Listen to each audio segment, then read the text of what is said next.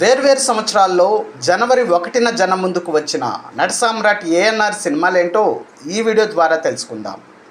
పూజా ఫలము 1964 జనవరి 1న విడుదలైన ఈ చిత్రంలో నటసామ్రాట్ ఏఎన్ఆర్, మహానటి సావిత్రి, అందాల తార జమున ముఖ్య పాత్రలు పోషించారు.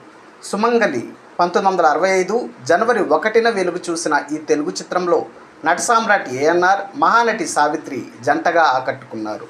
అక్క చెల్లెళ్ళు 1970 జనవరి 1న తెరపైకి వచ్చిన ఈ సినిమాలో నటసామ్రాట్ ఏఎన్ఆర్, టాలెంటెడ్ యాక్టర్స్ షావుకార్ జానకి, నటశేఖర కృష్ణ, మల్టీ టాలెంటెడ్ విజయ నిర్మల ముఖ్య పాత్రల్లో అలరించారు.